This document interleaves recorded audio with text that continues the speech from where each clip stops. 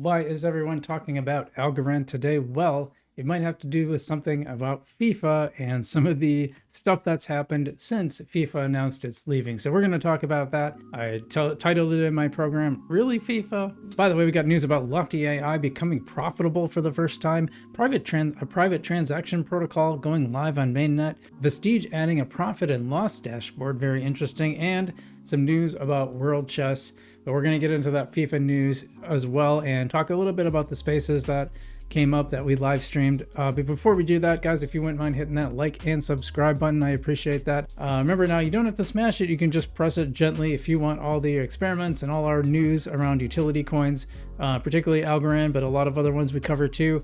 Please do hit that button. And like I said, you don't have to smash it. You can just press it gently and it works just fine that way too.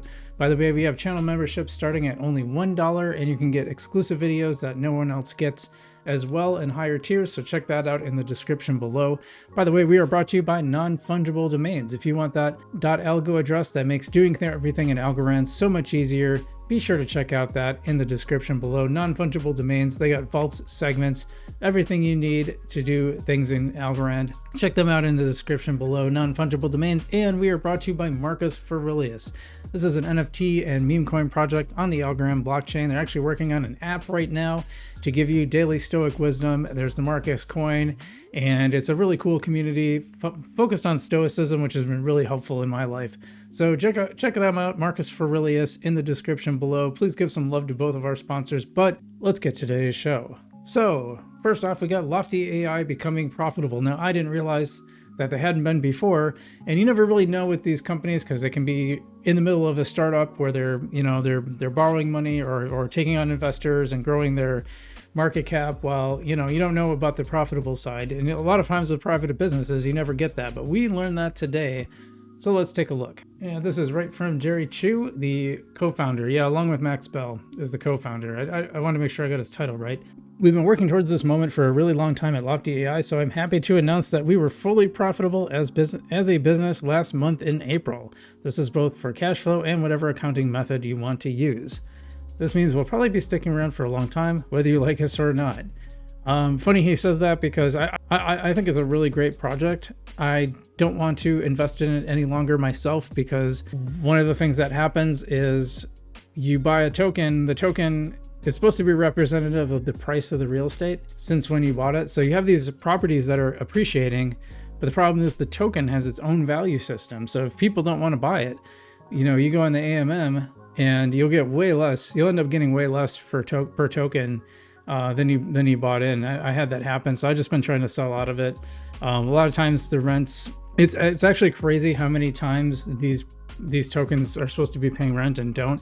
My average was around half, and it didn't seem to matter where it was. It could be in Ohio or Chicago or Michigan or Florida or wherever. It was the same thing. And yeah, I just wasn't really happy with it. And it's not very liquid. It's really hard to sell the tokens. It's not easy. You can only use the automatic market maker if you have them on the Lofty wallet. You can't do it on an external wallet. Said they're going to be focusing more on Alpha Arcade, which means that's probably not coming anytime soon. But I do appreciate the fact that they are growing, and I think the idea is right.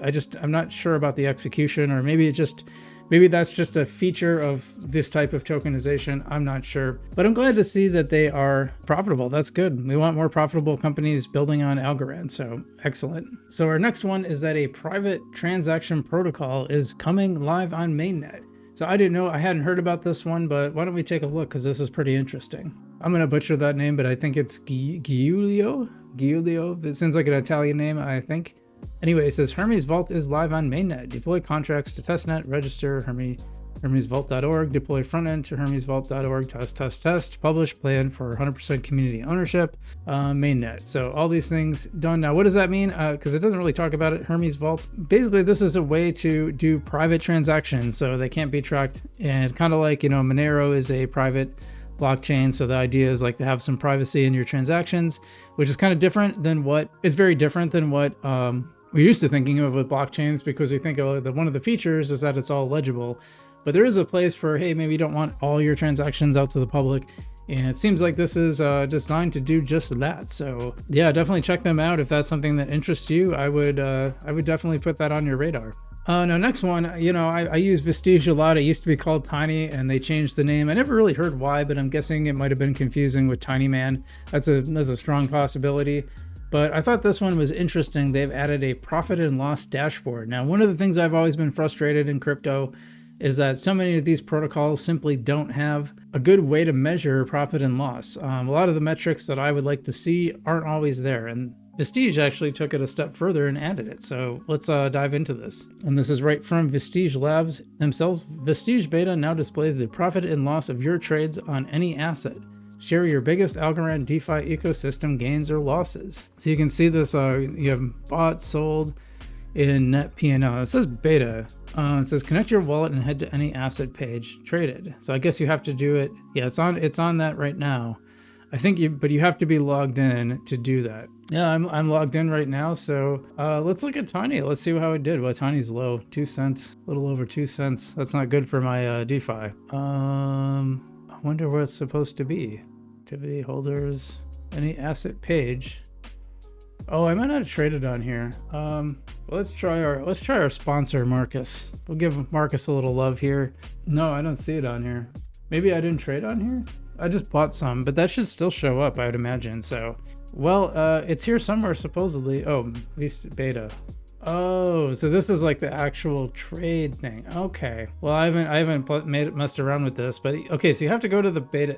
That's what they meant by beta. There's a little beta trade which is designed for. I didn't even know about this. Did you guys know about this? I didn't know about this. Yeah, apparently they have a separate trading platform. Well, that's cool. I hadn't heard that they even had this. I just thought you did it all on the main page. Huh, that's pretty cool. Well, maybe we learned something different, or maybe you guys were like, duh. So I don't know. Very cool though. Okay, we got some news about World Chess tomorrow. There's going to be a Spaces at noon Eastern Standard Time. That would be 11 a.m. where I am. And yeah, why don't we take a look at this? In other news, don't miss this X Spaces Convo next week. Well, that's actually Tuesday, May 6th at 4 p.m. UTC, 12 p.m. Eastern Standard Time. I'm on Central Standard Time, so it's going to be 11 a.m. for me. But you're going to have dive into all things Universal Chess Passport with our partners at the World Chess and friends from Decentralized ID Foundation. And Mark from the foundation will be, anyway, he's going to moderate, and you can see all these really smart people talking about how it works. This is one of the things I'm really excited about, by the way. First off, I like real world solutions, not like more like I'm glad we have DeFi, but we probably don't need more DeFi protocols at this point. I think we're good. I think we're good on that count. So I like to see stuff like this where it's like solving a real world problem and providing value to the world outside of the crypto ecosystem. And it's just a cool idea, you know, because the idea is you'll be able to have one chess passport that you can take to theoretically all platforms and even like, you know, real person tournaments. So now I'm like not a great chess player. I'm probably between 1,000 to 1,200 depending on the game. But you know, I enjoy playing it. I like the challenge of it. So yeah, I'm thinking we're gonna live stream this. I think it'll be interesting to live stream for sure. All right, in the last segment I want to talk about, and I titled this "Really FIFA." It may be a little hyperbolic to say why is everyone talking about Algorand, but I think this has gotten a lot of attention. And also, we live streamed a space that Stacey Warden came on that came after the FIFA news dropped, and I appreciate her coming on. You know, I know people have mixed feelings about her. I think she's probably in a pretty tough job, and something she said made me realize, you know, I think the tough thing about crypto is like I don't know that there's like a really good roadmap to how to do it, and we get these. One thing I thought about is that Algorand Foundation puts forward this transparency report. I have yet to see another cryptocurrency do this, and if they do, I leave a comment. You leave a link in the comments below, because I would like to see it. I would like to start diving into those too. I think because they open it up, you actually get more scrutiny because you are being transparent.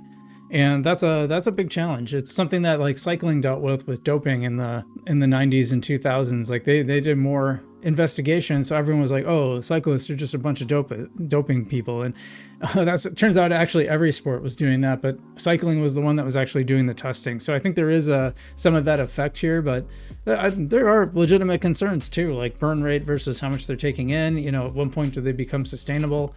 I give Stacy credit for coming on that space and taking some tough questions. So, but this stuff by FIFA, I think, really bothered people. I know it's an Algorand Technologies issue and it wasn't the foundation's deal exactly. I think that begs some questions around, like, you know, what are the roles of the two, and do we really need to? It seems like there maybe is a lot of overlap, but you know, what do I know? But let's dive into FIFA. So as a lot of you know, FIFA announced that it was leaving it was starting its own blockchain, and that blockchain would be on EVM instead of AVM. In other words, the Ethereum virtual chain versus the Algorand virtual chain. And this is a pattern that happens. And what happens is some of them come back, like Settlement, which became a Comply Pay, I think. I think Settlement was a better word, but they started on Algorand, went to EVM, and then they came back because EVM is a terrible experience. And I think FIFA is probably going to find that out the hard way, but this really ticked me off. I got to admit, interesting. FIFA took out the ability to export NFTs to a self-custody wallet. Can't find it. And then warns a user that if they want to dump their NFTs because they're fed up with FIFA. And what is it? Warning, the listing below the average value of the last 10 transactions may lead to an investigation for fraud or terms of service violations with possible item revocation, account suspensions. Now, I was critical of the FIFA NFTs in the first place. I don't like when they stay on the platform. I know they eventually added a way to port them off, but there shouldn't be terms and conditions. That's the whole point of decentralized web. Like, it's supposed to be, you create an NFT, I pay you money, I get the NFT, and you can f off, right? not oh, we're gonna, you know, you have to do exactly what we say. Like, that's not an NFT, and I can sell it for whatever I want. This is supposed to be decentralized. So this is permissionless. This whole point of the blockchain.